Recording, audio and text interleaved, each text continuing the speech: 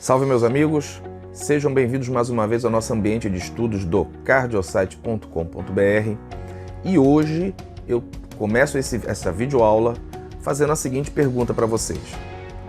Por que, como regra geral, todo paciente que se apresenta na sala de emergência com infarto com supra de parede inferior, eu devo realizar as derivações especiais V3R, V4R, V7, V8 e V9? Quer saber por quê? Então nos acompanhe nesta videoaula.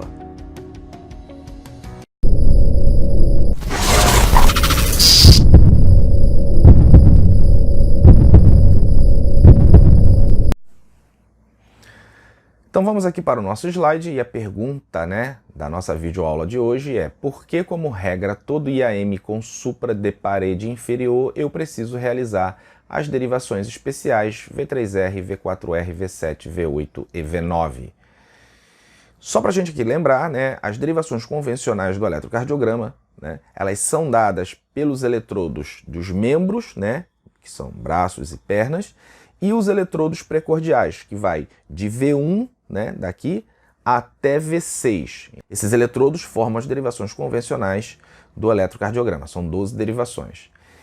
E aí eu tenho aqui, nessas 12 derivações, as derivações dos membros, D1, D2, D3, AVR, AVL, AVF, cobre este plano aqui chamado plano frontal, que eu tenho a parte superior, a parte inferior, eu tenho a parte direita e esquerda, e os eletrodos precordiais de V1 a V6 cobre todo esta área aqui, neste plano que é chamado plano horizontal, que aí eu tenho a parte anterior, lá atrás posterior e também aqui direita e esquerda.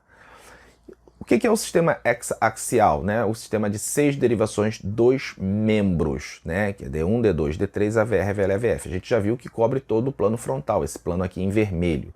E aí a gente tem que atentar ao seguinte: as derivações que ficam aqui embaixo, a gente vê que são as derivações D2, D3 e AVF. Tá aqui D2, D3 e AVF. Então são essas derivações que olham a parede inferior do ventrículo esquerdo. Então é por isso que no infarto inferior eu tenho alteração dessas derivações, D2, D3 e AVF. Muito bem, e quando é que eu considero a elevação do segmento ST como corrente de lesão? Primeiro precisa entender o seguinte: o que é o ponto J? O ponto J é o final do QRS, que pode ser aqui uma onda S ou uma onda R, então é o final do QRS, ou uma onda Q também, é o final do complexo QRS, unido aqui ao segmento ST, então esse pontinho vermelho aqui. Na corrente de lesão do infarto com supra, tanto esse ponto vermelho aqui, que é o ponto J, ele se eleva, como também se eleva o segmento ST. E quando é que eu considero a elevação do ponto J do segmento ST corrente de lesão de infarto agudo do miocárdio? É quando eu tenho esta elevação em pelo menos 2 derivações contíguas da mesma parede com as seguintes características. Nas 12 derivações convencionais, que a gente roda em todo eletrocardiograma, as derivações V1, V2 e V3 têm que ter pelo menos um aumento de 1,5 milímetro em mulheres, nessas derivações aqui. Em homens com mais de 40 anos, pelo menos uma elevação de 2 milímetros, em homens com menos de 40 anos, 2,5 milímetros. Lembrando que eu tenho que ter pelo menos duas derivações, com essa elevação aqui. Todas as demais derivações, eu considero um aumento maior que 1 milímetro, como corrente de lesão, desde que sejam 2 derivações contíguas. Nas derivações especiais, que a gente não realiza essas derivações em todo o eletrocardiograma, são derivações em que a gente, em determinados momentos, faz no paciente. Eu considero uma corrente de lesão quando for maior que 1 milímetro nas derivações V3R e V4R, que a gente vai ver que fica do lado direito, e nas derivações lá da região dorsal, que eu coloco V7, V8 e V9 maior que meio milímetro. Então, aqui eu tenho que ter as 2 derivações maior que 1 milímetro, porque lembra que tem que ser 2 derivações contíguas, ou em 2 daqui dessas 3, V7, V8 e V9 maior que meio milímetro. Então aqui um exemplo aqui de um supra de nivelamento do ponto J e do segmento ST. Se a gente contar aqui, a gente vê que tem 1, 2, 3 milímetros, um pouquinho mais, 3,5 milímetros de elevação do ponto J. Aqui, é um eletrocardiograma, né, com elevação do ponto J do segmento ST, como a gente pode ver nas derivações D2, D3 e AVF. Como eu tenho 3, né, e eu preciso apenas de 2 dessas 3 aqui que exploram a parede inferior do ventrículo esquerdo, a gente já viu, então aqui eu considero uma corrente de lesão, né, de infarto agudo do miocárdio com supra de ST, né, na parede inferior. E para a gente entender, né, por que eu tenho que, muitas vezes, no infarto de parede inferior, rodar as derivações especiais, eu preciso, né, conhecer bem a irrigação coronariana das paredes do coração.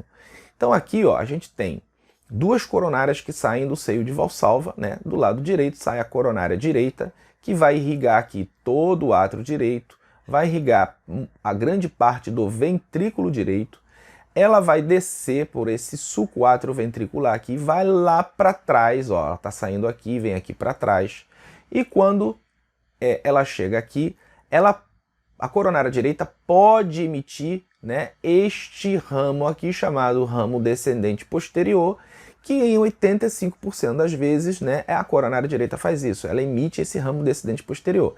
E esse ramo descendente posterior vai irrigar toda a parede inferior do ventrículo esquerdo.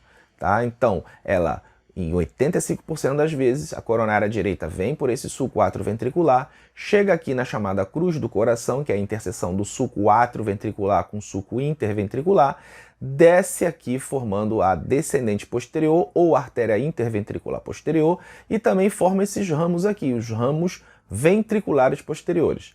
Os ramos ventriculares posteriores, né, vai irrigar essa parede aqui, que antigamente a gente chamava de parede dorsal. Hoje em dia a gente vai ver que mudou essa nomenclatura, tá? Mas irriga toda essa parede e a descendente posterior vai lá para baixo para irrigar a parede inferior do ventrículo esquerdo, tá? Isso ocorre 85% das vezes. Em mais ou menos 8%, né, quem emite esta descendente posterior não é a coronária direita, é a artéria circunflexa, né? Aqui eu tenho o tronco da coronária esquerda, o tronco da coronária esquerda se bifurca ali na artéria descendente anterior e na artéria circunflexa. A artéria circunflexa vai toda a parede lateral e vem aqui para trás, ó. Quando ela é dominante, né, em mais ou menos 8% das vezes, ela que vai emitir esse ramo aqui, que é o ramo descendente posterior, que vai irrigar a parede inferior do ventrículo esquerdo.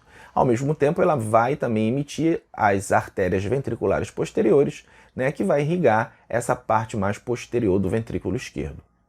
Em mais ou menos 7%, nós temos um padrão chamado padrão balanceado. O que é isso? A coronária direita ela emite a descendente posterior que vai lá para o ventrículo esquerdo e a circunflexa é que vai emitir esses ramos aqui chamados ramos ventriculares posteriores.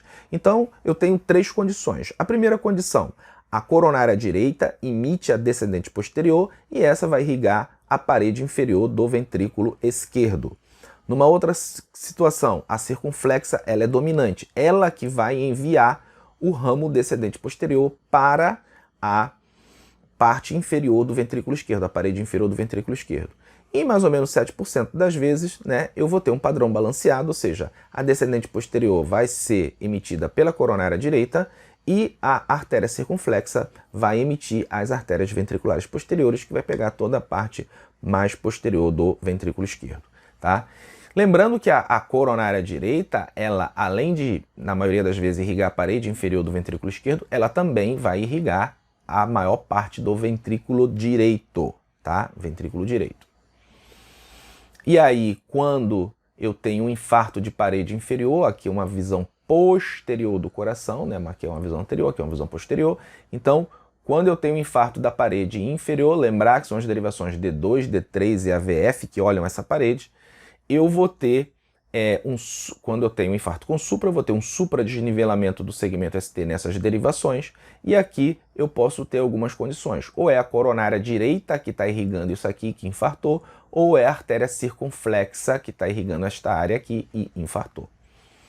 Aqui o infarto isolado de parede posterior, né, antigamente chamada de parede posterior, a gente vai ver que hoje não se chama mais parede posterior, depois de 2015, né, num trabalho do Dr. Baez de Luna, esta nomenclatura mudou. Eles viram que isso aqui, na verdade, não é a parte posterior do coração, e sim a porção mais posterior da parede lateral, tá?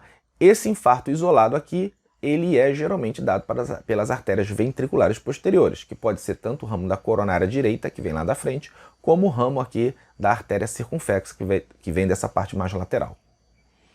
Aqui eu tenho uma visão anterior, né, do coração, então aqui eu tenho a artéria coronária direita, que irriga o átrio direito, e grande parte do ventrículo direito. Então o infarto de VD é o infarto quando eu tenho um acometimento dessa artéria aqui mais proximalmente, né, a artéria coronária direita. Isso aqui é uma imagem num corte transversal de ressonância magnética, então aqui eu tenho as derivações de V1 a V6, então aqui eu tenho a área anterior do tórax, aqui eu tenho a área posterior do tórax, e como vocês podem ver, né, a área do ventrículo esquerdo que está diametralmente oposta à derivação V1 é essa parede lateral aqui, né, a porção mais posterior da parede lateral do ventrículo esquerdo, né.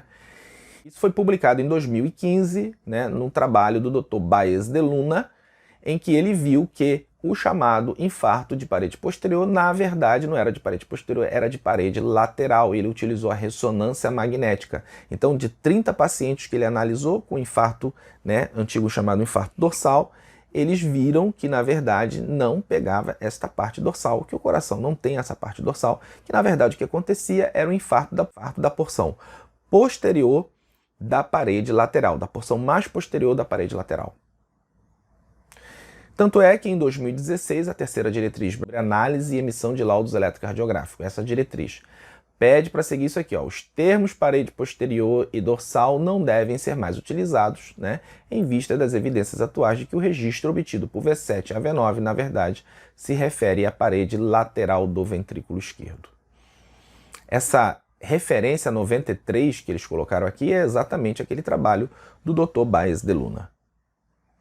Então aqui mostrando aqui mais uma vez o infarto isolado da parede, da porção mais posterior da parede lateral, né, antigamente chamado infarto dorsal, o infarto da parede posterior, né, agora a gente chama de infarto da parede lateral. Esse infarto isolado aqui ele é muito raro, tá? Ele, em torno de todos os infartos com supra, ele ocorre em mais ou menos 3 a 7%.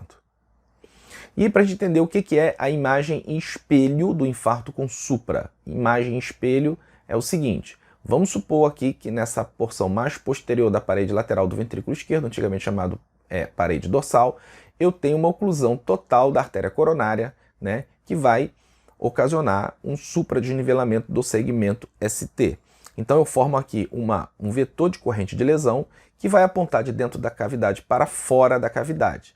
Como normalmente eu não faço essas derivações especiais, né, V7, V8 e V9, o que vai acontecer? Nas derivações V1, V2 e V3, essas derivações elas vão observar esse vetor aqui de corrente de lesão se afastando, né, indo lá para trás. Então o que vai acontecer? Vai ter um infradesnivelamento do segmento ST.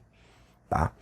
E aí eu tenho que ter um alto grau de suspeição, porque quando eu observo uma onda R ampla em V1, com infra em V1, V2 e V3, eu tenho que estar pensando, será que isso na verdade não é um infarto com supra da parede lá de trás?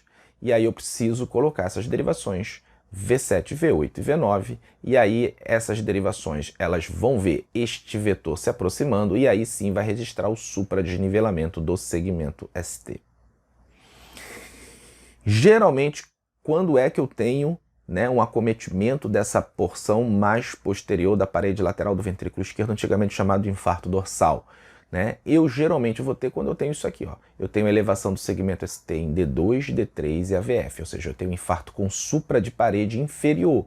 Então eu tenho que pensar que por conta daquela anatomia da irrigação coronariana, será que eu não tive acometimento da parede posterior? Será que eu não tive o acometimento do ventrículo direito? Lembrar que a coronária direita ela irriga a parede inferior do ventrículo esquerdo e também todo o ventrículo direito, né? A maior parte, pelo menos, do ventrículo direito. Então aqui eu tenho, né, um infradesnivelamento, aqui, ó, um infradesnivelamento em V1, V2 e V3. Então isso aqui dá a gente, né, uma indicação de que provavelmente esse infarto de parede inferior também pegou essa parte mais dorsal do ventrículo esquerdo. E aí aqui eu tenho aqui uma coisa rara, né, que é ver um infarto, né, uma imagem espelho aqui, né, do infarto dorsal, né, antigamente chamado infarto dorsal, que eu tenho aqui o infradesnivelamento em V1, V2 e V3 com mais ondas Rzinhas aqui, que isso aqui, né, eu tenho que ter alto grau de suspeição quando eu não tenho, né, alteração do segmento ST aqui nas derivações inferiores, apesar de que aqui eu tenho um pouquinho aqui de supra aqui, tem um pouquinho aqui, um pouquinho aqui. Então, quais são as derivações especiais, né, que a gente tem que realizar toda vez que eu tenho infarto de parede inferior? São as derivações V3R, V4R e lá de trás, né, V7, V8 e V9.